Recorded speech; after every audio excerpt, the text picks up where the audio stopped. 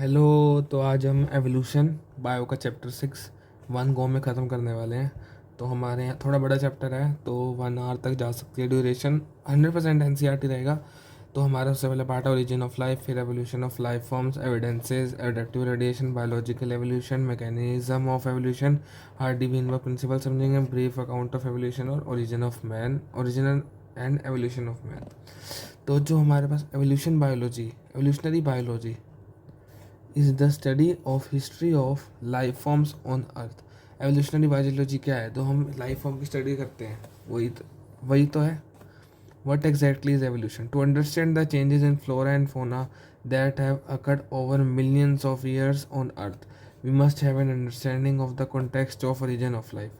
That is, evolution of Earth, stars, and indeed of universe itself.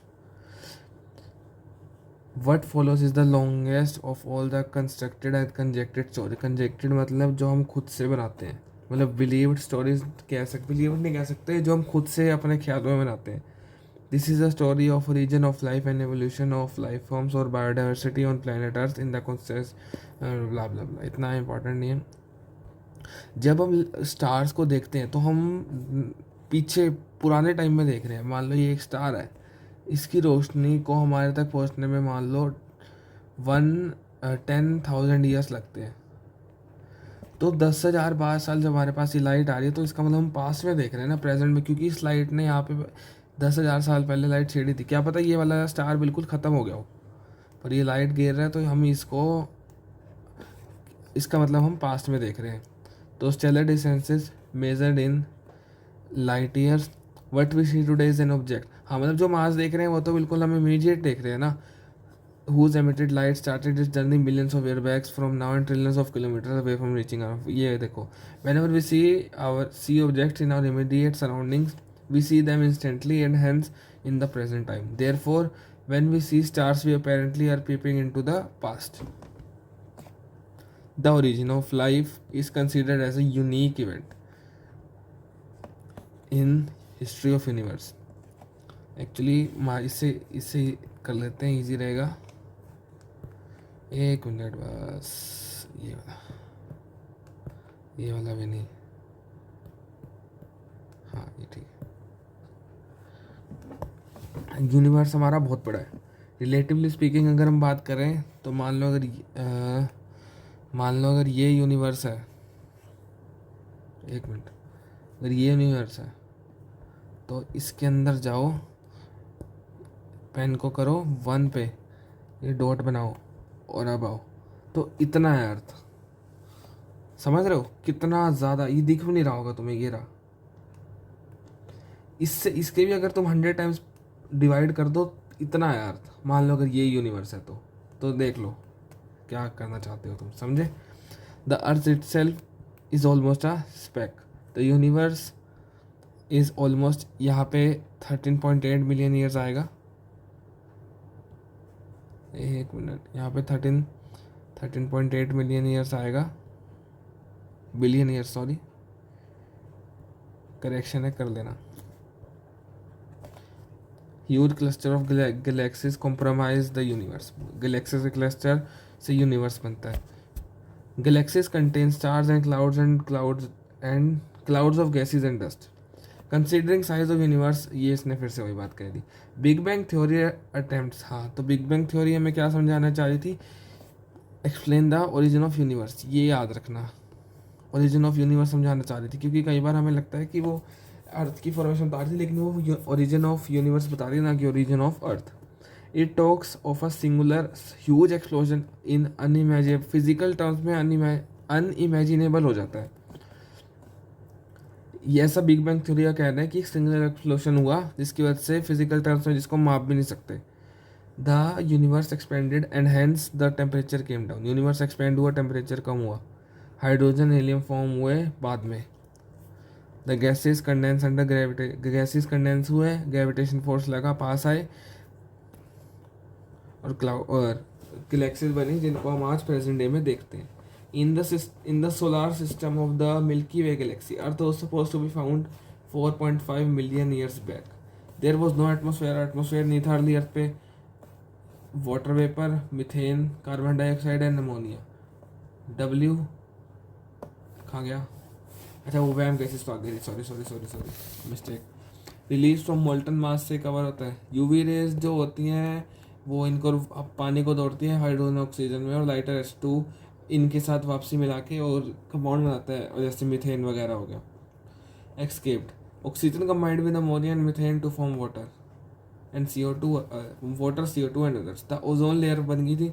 As it cool down the water vapour fell as rain to fill all depressions to form. Depression का मतलब ये होता है, ये depression को भरने के लिए यहाँ पे बारिश हुई थी जिससे ये भर गए। लाइफ अपीयर्ड 500 मिलियन साल पहले लाइफ फॉर्म हुई है अर्थ पे, जबकि अर्थ 4 बिलियन ईयर्स पहले आया था। तो कि मतलब लाइफ आई है 4 बिलियन ईयर्स एगो। तो क्या लाइफ आउटर स्पेस से आई है? चलो देखते हैं। Some scientist believe that it came from outside. Early Greek thinkers और spores were transfer to different including earth. Spores को पैनस्पर्म्स भी कहते हैं कि बाहर से स्पर्म्स आए हैं, वही यहाँ पे ग्रो करें और लाइफ बन गई है। Sperms is still a favourite idea for some astronomers. Important, some astronomers. Early Greek thinkers का क्या कहना था, एस्ट्रोनॉमर्स का क्या कहना था, ये सब इंपॉर्टेंट है, याद रखना। अर्ली ग्रीक थिंकर्स ने क्या कहा था कि स्पोर से आई है लाइफ, और पैंसपर्मिया जो है थ्योरी वो कई एस्ट्रोनॉमर्स के भी फेवरेट है। For a long time it was believe that life came from decaying and rotting matter like straw mud etcetera. This was the theory of spontaneous generation. Spontaneous का मतलब क्या है, जो अपने आप हो रही है। तो जिन लोगों को जो डिकेइंग है डेड से जब लाइफ आ रही थी, तो उसे इन्होंने थ्योरी का नाम दिया spontaneous generation. Important. Louis Pasteur by careful experiment, हाँ अब लुइस पास्चर का काम आ गया। Demonstrated that life came from pre existing life. जो लाइफ आई है वो प्री एग्जिस्टिंग लाइफ से ही आई है, कोई स्पॉन्टेनियस स्ट्रॉन्ग से लाइफ नहीं आई। He short pre sterilized flask did not come from killed yeast while in another flask. इसका मतलब क्या है? प्री स्टेरलाइज्ड फ्लास्क मतलब इसके अंदर कुछ नहीं है, इसके अंदर किल्ड यीस्ट डाल के मान लो बंद कर दिया फ्लास्क का। वैसे स्वान ने ऐसा कुछ बनाया था, उसमें किल्ड ब्रोथ था। ब्रोथ का मतलब क्या होता है? Killed yeast. तो यहाँ पे लाइफ नहीं आई क्योंकि इसको ढंग से एयर उसका कांटेक्ट नहीं मिल पा रहा था। और जब उसको उसने ओपन टू एयर रखा, जो न्यू लाइफ आ गई इससे, तो spontaneous theory was dismissed once for all. तो इसने स्पॉन्टेनियस जनरेशन को 100% रॉन्ग प्रूव करवाया। हाउएवर डिड नॉट आंसर, लेकिन ये नहीं बता पाए कि फर्स्ट लाइफ कैसे आई थी अर्थ पे। Oparin of Russia and Haldane of England, याद रखना। Oparin of Russia and Haldane of England. एक ट्रिक बताता हूँ। ओपी आ रहा है, ओपी रशिया के लोग तो ओपी होते हैं, ये पता ही है सबको। और होल्डन ऑफ इंग्लैंड हो गया। ओपी मतलब जैसे पुतिन बहुत ज़्यादा ओवर पावर है, तो तुम गलत मत समझना, मैं वही कहना चाह रहा हूँ। Propose that the first form of life could have come from pre existing non organic molecules, जैसे कि RNA प्रोटीन। इनका कहना था कि जो फर्स्ट लाइफ आई है वो RNA और प्रोटीन से आई है। And the life formation of life proceeded by chemical evolution. मतलब पहले ये आया, उसके बाद केमिकल एवोल्यूशन हुआ, sorry, formation of diverse organic molecules from inorganic constituents. The condition of Earth were high temperature, volcanic storms, reducing atmosphere containing methane, ammonia, etc. In 1953 years, S.L. Miller, an American scientist, created similar conditions in a laboratory. He created discharge tube flask बनाया उसने, 800 degree temperature दिया और यहाँ पे वैम gases बनाई।